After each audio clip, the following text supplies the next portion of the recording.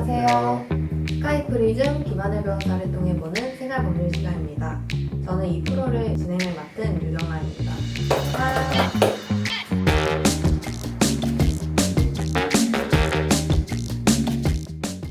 김하늘 변호사님 안녕하세요. 안녕하세요. 오늘은 어떤 말씀을 해주실 건가요? 네, 지난 동영상에서 제가 사기 사건에 대해 말씀을 드렸잖아요. 네, 그렇죠. 사업을 하시다가 잘못되어서 투자자들로부터 사기죄로 고소를 당했는데 변호사님 덕분에 무죄를 선고받은 사건에 대해서 말씀을 해주셨죠. 네, 그래서 이왕 사기죄에 대해 말이 나온 김에 오늘은 한 가지 더 소송 사기에 대해서 시청자분들이 궁금해하실 만한 내용을 전반적으로 말씀드리려고 해요. 소송 사기라면 재판을 걸어서 사기를 치는 건가요? 네, 좀 더 정확하게 말하면 소송 사기는 법원을 기망해서 자기에게 유리한 판결을 얻어냄으로써 상대방의 재물 또는 재산상 이득을 취득하는 범죄예요. 제가 절도죄는 남 몰래 가져가는 것이고 사기죄는 남을 속여서 가져가는 것이라고 했잖아요. 이처럼 다른 사람을 속인다라고 하는 것이 사기죄를 다른 범죄와 구분하는 가장 본질적인 요소예요. 그런데 통상 사기죄는 기망을 당하는 사람, 그러니까 속는 사람이 바로 피해자예요. 예컨대 짝퉁 가방을 진품인 것처럼 속여서 팔면 속는 사람이 바로 재산상 피해를 입게 되는 피해자가 되는 거죠. 그런데 소송 사기에서는 기망을 당하는 사람은 판사예요. 내가 증거를 조작해서 또는 증인에게 거짓 증언을 부탁해서 판사로 하여금 잘못된 판결을 하게 하는 거죠. 내가 재물을 빼앗으려고 하는 사람은 소송의 상대방이지만 내가 속여야 되는 사람은 피해자가 아니라 판사예요. 이처럼 소송 사기가 통상의 사기와 구분되는 가장 큰 차이점은 피기망자, 기망을 당하는 사람과 피해자가 서로 분리가 된다는 거죠. 네, 잘 알겠어요. 쉽게 말해서 판사를 속여서 엉터리 판결을 받고 그 판결로 상대방 재산을 빼앗는 그런 소송이군요. 네, 한 줄 요약으로 보기 쉽게 잘 말씀해 주셨어요. 그런데 판사를 속인다는 게 쉬운 일은 아니잖아요. 그렇죠. 판사들은 개별 사건에 따라 쟁점을 파악하고 당사자의 주장과 그것을 뒷받침하는 증거를 분석하는데 직업적인 수련을 받아온 사람들이에요. 분석력이라든지 논리력, 판단력이 일반인들보다 상당히 뛰어나다고 봐야죠. 그러나 판사도 신이 아닌 이상 잘못된 판단을 할 수가 있어요. 특히 판사는 당사자의 진술에 휘둘리지 않기 위해서 계약서나 차용증 등 증거 서류에 많이 의존해서 판단을 하는데 당사자가 그런 증거 서류를 위조하거나 조작해서 제출하게 되면은 판사가 잘못된 판결을 내릴 가능성이 커지게 되죠. 소송 사기로 피해를 입는 상대방으로서는 매우 억울하겠네요. 이제 법원의 판결에 의한 것이니까 어디 하소연할 때도 없겠어요. 맞아요. 누가 뭐래도 당사자들은 사건의 실체적 진실을 알고 있잖아요. 나는 돈을 빌린 사실이 없는데 상대방이 차용증을 위조해서 소송을 제기하고 그래서 판사가 돈을 갚으라고 판결을 하면 나로서는 미치는 거죠. 그런 경우에 피해자는 소송 사기죄로 형사고소를 하게 되는 거군요. 네, 맞아요. 그런데 소송 사기와 관련해서 알아둬야 할 상식은 소송 사기가 인정되는 범위가 매우 엄격하다는 거예요. 매우 엄격하다는 거는 잘 인정이 되지 않는다는 말씀이신가요? 네.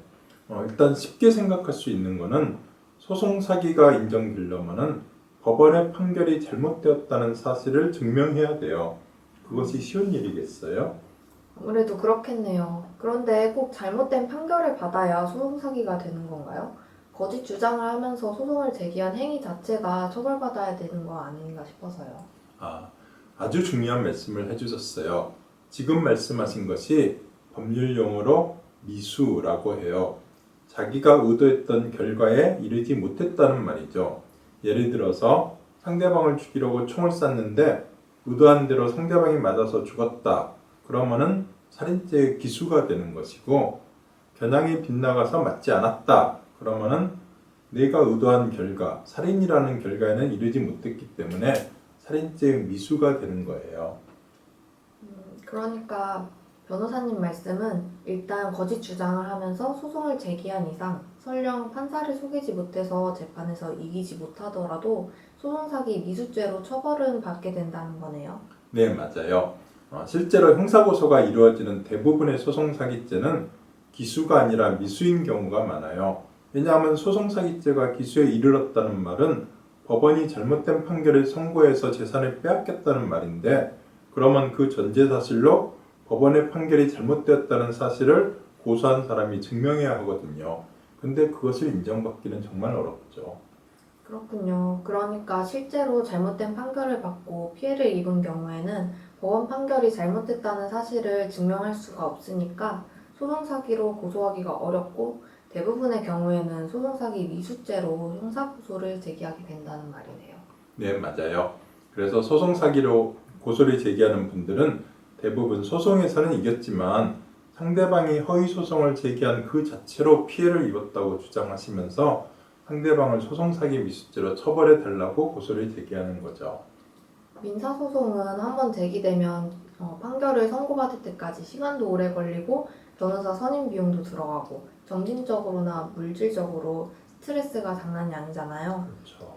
다행히 재판을 이겼다고 하더라도 이와 같이 허위소송을 제기한 사람은 좀 엄하게 처벌을 받아야 될 것 같아요.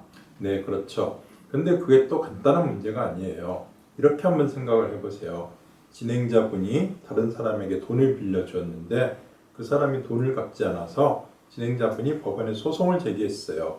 근데 법원에서는 진행자분의 주장을 믿어주지 않고 청구를 기각했어요. 진행자분의 입장에서는 돈을 빌려준 건 맞는데 결국 돈을 못 받게 된 거죠. 그것만 해도 억울한데 이번에는 상대방이 진행자분이 허위소송을 제기했다고 주장하면서 소송사기 미수죄로 진행자분이 형사고소를 했네요. 이런 건 어떻게 생각하세요? 하지만 제가 소송사기 미수죄도 엄하게 처벌받아야 된다고 말씀드렸던 거는 허위소송을 제기했다는 사실이 전제가 되는 거죠. 만일 실제로 돈을 빌려주고 소송을 제기했다면 당연히 소송에서 이겼겠죠. 네, 근데 그게 그렇게 간단하지가 않아요. 소송이란 당사자 사이에 다툼이 있어서 제기가 되는 거예요. 당사자 사이에 다툼이 없다면 소송까지 왔겠어요? 원고는 돈을 빌려줬다고 주장을 하고 피고는 절대 그런 사실이 없다고 딱 잡아떼는 거예요. 이렇게 당사자 사이에 치열한 다툼이 있는 경우가 대부분의 소송이에요.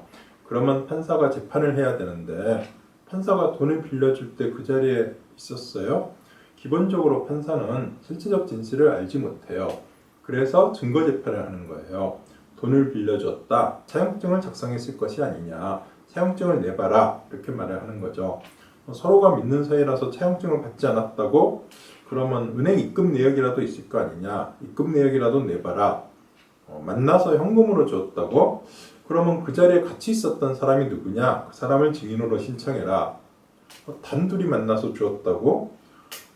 그러면 난 모르겠다. 실제로 너가 돈을 빌려줬을 수도 있지만은 나는 객관적으로 그 사실을 인정할 만한 증거가 없으니까 너한테는 패소 판결을 선고한다. 이렇게 진행이 되는 거죠.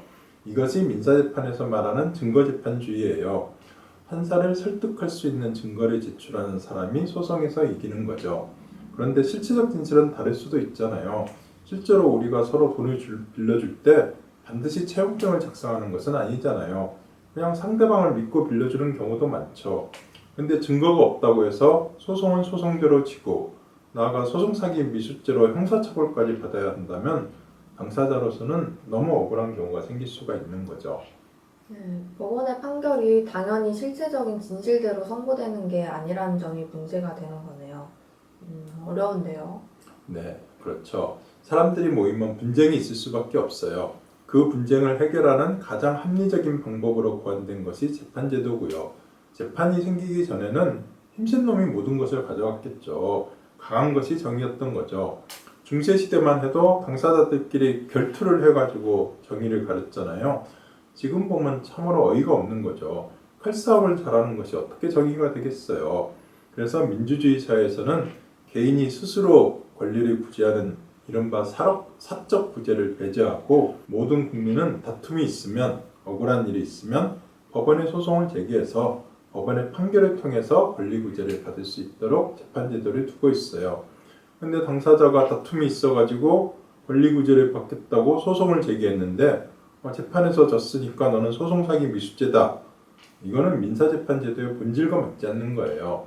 그래서 우리나라 대법원은 당사자가 증거 자체를 위조하거나 조작한 경우가 아닌 한 소송사기 미수죄를 거의 인정하지 않고 있어요. 네, 일단 판결이 확정된 이상 판결이 잘못했다는 것을 증명하기가 매우 어렵기 때문에 소송사기가 성립하기는 어렵다. 그렇지만 판결에서 이겨도 소송사기 미수죄로 처벌하기도 어렵다. 그러면 결국 소송사기로 처벌되는 경우가 거의 없겠네요. 네, 맞아요. 그래서 소송사기는 미수건 기수건 현실적으로 처벌하기는 매우 어려워요. 제게도 소송사기하고 관련돼서 많은 상담이 들어오는데 상대방을 소송사기로 고소하고 싶다고 말하면 저는 하지 말라고 해요. 고소해봐야 처벌받기가 어렵거든요. 반대로 소송사기로 고소당했다고 찾아오시는 분들은 제가 기꺼이 수임을 하죠. 왜냐하면 거의 예외 없이 무혐의 처분을 받을 수 있으니까요. 최근에도 소송사기 미수죄로 고소당한 의뢰인을 제가 대리해서 무혐의 처분을 받은 사례가 있었어요. 그렇군요. 오늘은 김하늘 변호사님을 모시고 소송사기에 대해 알아보았습니다.